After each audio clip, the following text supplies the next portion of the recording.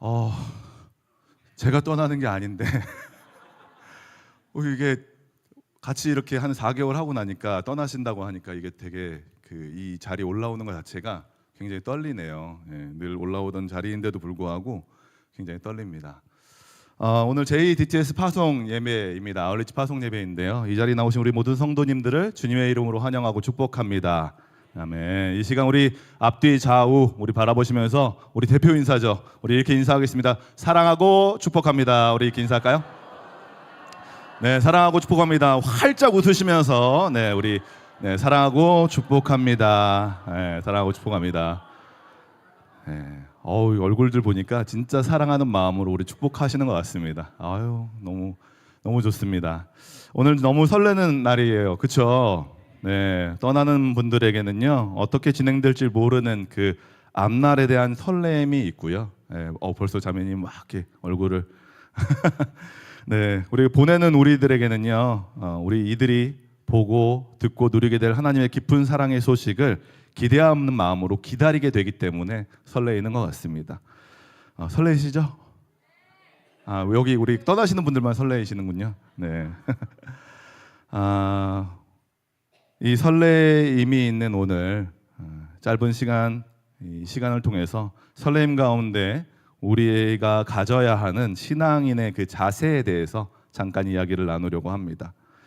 오늘 우리가 사는 세상은요, 우리가 지금 살아가는 이 세상은 능동적이고 주도적인 사람을 미덕으로, 능동적인 사람들을 굉장히 멋진 사람으로, 그 사람이 굉장히 잘하는 사람처럼 이렇게 사람들이 생각하고 살아갑니다. 자신만의 계획을 세우고 자신의 힘으로 밀어붙이고 자신의 능력으로 성공을 쟁취하는 사람들을 능동적인 사람으로 이렇게 이야기하면서 그 사람들이 굉장히 잘하는 그리고 잘난 사람인 것처럼 우리가 이야기를 하는 것이죠. 반대로 우리가 이 시대는요 수동적인 사람이다 라고 이야기하면 굉장히 부족한 사람처럼 여긴다는 거예요. 수동적이라고 말하면요 자기 결정력이 좀 부족해 보이고요 책임을 좀 회피하는 사람처럼 비추어집니다. 또한 무기력하고 변화에 대한 저항을 하는 사람들, 변화하는 걸 굉장히 싫어하는, 그래서 남에게 끌려다니는 사람들로 표현할 때 수동적이다라고 우리가 많이들 표현한다는 겁니다. 하지만 여러분 성경은 다르게 말한다는 것을 우리는 볼 수 있습니다. 하나님 앞에서 진짜 복된 삶은요 내 힘과 명철로 사는 삶이 아니라 하나님 손에 철저히 붙들린 수동적 순종의 삶이라는 것입니다. 오늘 말씀은 그 길이 진짜 평탄한 길임에 대해서 우리에게 분명히 가르치고 있습니다. 잠언 3장 5절 말씀을 보면요 너는 마음을 다하여 여호와를 신뢰하고 내 명철을 의지하지 말라라고 이야기합니다. 여기서 마음을 다하여 라는 말은 우리의 지식, 감정, 의지 이 전부를 뜻합니다. 여러분 우리는요 흔히 마음으로 하나님을 믿는다라고 말은 하지만 정작 중요한 순간에는 내 생각, 내 경험, 내 계획을 더 신뢰하지 않습니까? 그런데 하나님은 오늘 우리에게 말씀하시는 거예요. 너의 생각보다 하나님의 뜻을 더 의지해라 라고 이야기하는 것이죠. 너의 경험보다 하나님의 말씀을 더 붙들어라. 너의 지혜보다 하나님의 명령에 더 귀 기울이라 라고 이야기한다는 겁니다. 그리고 이렇게 덧붙이는 거예요. 3장 5절 하반절에 내 명철을 의지하지 말라라고 이야기합니다. 우리의 명철이 얼마나 부족합니까? 명철이 뭐예요? 우리가 그냥 쉽게 말해서 지혜잖아요. 지혜. 아무리 똑똑해 보여도 우리의 명철은 시간과 공간 안에 갇혀 있어요. 우리는 내일도 모르고요. 한 치 앞도 보지 못하는 연약한 존재입니다. 아울리치 떠나는 13명의 학생들과 그리고 간사님들, 6명의 간사님들 이분들도 마찬가지죠. 당장 12시간 뒤에 어디서 자고 있을지 모른다는 거예요.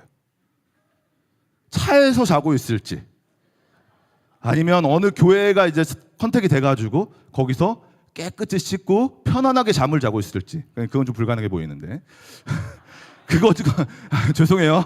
제가 막말을 한 것 같아서 죄송합니다. 아니면요 아직도 지낼 곳을 찾지 못해서 한참 찾고 있을지도 모른다는 겁니다. 이렇게 우리의 지혜로는요 한 치 앞도 볼 수 없어요. 이런 우리가 우리의 지혜를 의지하며 산다면 그 삶은 사실 모험에 가깝다라고 볼 수 있습니다. 그렇게 우리는 여호와를 신뢰하고 의지해야 하는 것입니다. 하나님은 영원하신 분, 전능하신 분, 모든 것을 다스리는 주관자이시죠. 이런 분을 의지해서 우리가 살아가야 한다는 것입니다.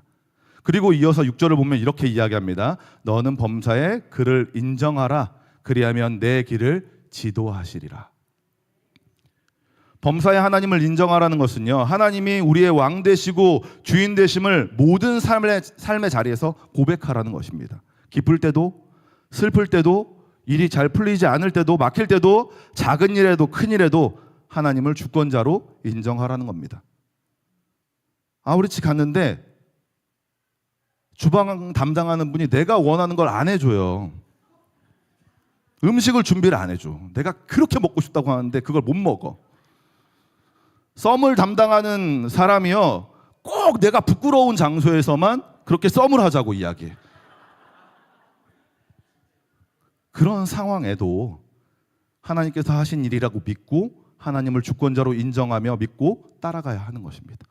그럴 때 하나님께서 우리의 길을 지도하시고 우리의 걸음을 평탄하게 하시는 겁니다. 이게 하나님 앞에서 수동적으로 살아가는 신앙인의 모습인 것입니다. 철저히 하나님께 붙들린 신앙, 그것이 가장 안전한 길이고 가장 복된 길이라 믿는 신앙, 이것이 바로 수동적 신앙인의 모습입니다. 늘 말씀드리지만 저는 야구라는 스포츠를 매우 좋아합니다. 네, 무엇보다 야구와 신앙을 연결해서 보는 것을 굉장히 좋아해요. 야구를 많이 보고 분석하다 보면요, 진짜 우리의 인생과 이 야구가 많이 닮아 있다는 것을 느낄 수 있습니다. 잘 모르시는 분들도 그냥 듣다 보면 이해가 되실 텐데요, 야구는 겉으로 보면 매우 능동적인 스포츠 같아요. 타자가 방망이를 휘두르고 주자가 도루를 하고 야수가 공을 잡기 위해서 앞뒤 좌우로 막 움직이면서 역동적으로 하는 스포츠죠. 그래서 마치 능동적으로 자기가 이렇게 막 움직이는 것처럼 보입니다. 그런데 그 안을 들여다보면 야구는 철저하게 수동적인 스포츠예요. 야구에서 가장 중요한 게 뭔지 아십니까? 네, 홈런이요. 네, 땡, 틀렸어요. 자, 바로 감독의 사인입니다. 타자가 스윙할지, 번트를 댈지, 주자가 도루를 할지, 멈출지, 투수 포수가 어떤 공을 주고받을지 모든 것이 다 감독 사인 안에서 움직이는 거예요. 야구 사인은요, 우리가 아는 것처럼 막 이렇게 막 만지는 거 있잖아요. 이렇게 막 이렇게. 네, 이런 사인 있어요. 네, 여러분들 뭐 아시는 분들은 아실 텐데, 그런 사인을 통해서 서로 대화를 하면서 무엇을 어떻게 해야 되는지 타자와 그다음에 수비수들이 움직인다는 겁니다. 선수가 아무리 잘해도 감독 사인을 무시하면요, 그 팀은 무너져요. 승리는 감독의 사인을 중심으로 이행하면서 나옵니다. 감독의 사인을 무시하고요, 자기 마음대로 방망이를 휘두르면 팀의 점수를 잃기도 하고 점수를 낸다 하더라도 결국 패배에 대한 마음을 얻게 됩니다. 때로는 선수가 감독의 사인을 무시하고 능동적으로 플레이를 하기도 해요. 그래서 좋은 결과가 나오기도 합니다. 그런데 그렇게 좋은 결과가 나왔음에도 불구하고 경기 후에는 그 선수는 징계를 당하게 되어 있어요. 왜냐하면 사인은 그 안에서 최소한으로 지켜야 하는 서로 간의 약속이기 때문에 그렇습니다. 그래서 아무리 운동을 잘한다 하더라도, 그 사람이 너무너무 잘한다 하더라도, 감독이 지금까지 계속 홈런을 치던 사람이라 하더라도 감독이 사인으로 번트를 대라고 하면 번트를 대야 되는 게 야구라는 겁니다. 우리의 신앙도 이와 같습니다. 우리는 자꾸 결과에 집착해요. 얼마나 성과를 냈는지, 내가 원하는 일이 이루어졌는지, 아우리치 다녀와서 하나님의 선물이 준비되어 있다고 하는데 그 어떤 선물일지 거기에 집중한다고요. 하지만 하나님은 결과보다 하나님의 뜻에 순종하는 그 시간, 그 마음, 그 자세를 보십니다. 하나님이 가라 하면 가고, 멈추라 하면 멈추고, 기다리라고 하면 기다리는 것, 그것이 진짜 승리를 이루는 길이라는 것입니다. 야구 이야기를 좀 더 해볼까요? 우리의 신앙을 야구로 비유했을 때 야구팀의 완벽한 선수는 누구일까요? 작전을 100% 이행해서 성공하고 투수로서 빠른 공을 가운데다 꽂아가지고 아무도 공을 못 치게 하고 타석에 들어서서는 매번 홈런을 치는, 적시타를 치는 그런 선수가 완벽한 선수겠죠. 그런 선수가 있을까요? 네, 우리 삶 안에서는 없어요. 오로지 한 사람만 완벽한 선수를 할 수 있죠. 바로 누구입니까? 예수님이시죠. 예수님은요, 하나님의 아들이셨어요. 얼마든지 스스로 판단하고 스스로 결정해도 좋은 결과가 나오시는 분이에요. 자기주도적으로 이행할 수 있는 분이시죠. 하지만 하나님은 철저하게 하나님의 뜻에만 순종했습니다. 요한복음 5장 19절 말씀 함께 읽어볼까요? 요한복음 5장 19절 말씀입니다. 시작. 아들이 스스로 아무것도 할 수 없나니 아버지께서 하시는 것을 보지 않고는 아무것도 하지 아니하리라. 예수님은 하나님의 사인만 보고 그 사인에 철저하게 따랐습니다. 광야의 시험 앞에서도, 병든 자를 고치실 때도, 심지어 십자가의 고통 앞에서도 그렇게 하셨다는 겁니다. 누가복음 22장 42절 이르시되 아버지여 만일 아버지의 뜻이거든 이 잔을 내게서 옮기시옵소서. 결국 예수님은 십자가에서 내 뜻대로 마시옵고 아버지의 뜻대로 하옵소서라는 그 고백을 하면서 철저하게 하나님께 수동적으로 순종하셨습니다. 그리고 그 순종을 통해서 우리 모두에게 구원의 승리를 주셨다는 것입니다. 예수님의 그 수동적 순종이 가장 능동적이고 강력한 구원의 사랑을 이룬 것입니다. 사랑하는 DTS 학생 여러분, 이제 진짜 아울리치가 시작됐습니다. 여러분의 계획, 여러분의 생각보다 하나님의 사인, 하나님의 뜻, 하나님의 말씀에 귀 기울이시기 바랍니다. 여러 유혹들이 있을 거예요. 경험과 상식이라는, 우리가 가지고 있는 경험과 상식이라는 그 눈으로 스스로 판단하는 시간이 분명히 옵니다. 왜 이렇게 해야 되지? 왜 이걸 해야 되지? 왜 거길 가야 되지? 이런 생각들이 불일 듯 일어날 거예요. 그래서 어느 순간 내 눈이 그 시선으로 상대방을 바라보면서 부정적인 것들이 끊임없이 올라오기 시작할 겁니다. 분명히 수동적이어야 되는데 내 능동적인 눈이 부정적인 것들을 만들어내기 시작한다라는 겁니다. 자, 이런 것들이 생기기 시작했을 때 그 자리에서 바로 엎드리셔야 돼요. 멈추고 하나님께 집중하시기 바랍니다. 하나님이 가라 하면 가고 멈추라 하면 멈추고, 제일 중요한 거예요. 말하라고 하면 하고 기다리라고 하면 기다리시기 바랍니다. 하나님께 수동적으로 붙들린 그 삶이 결국 하나님의 승리를 이루게 될 것입니다. 그리고 사랑하는 성도 여러분, 우리도 일상에서 이 말씀을 붙드시기 바랍니다. 내 지혜, 내 경험보다 하나님의 뜻을 먼저 구하십시오. 그 말씀과 뜻에 철저히 순종하며 걸어가시기 바랍니다.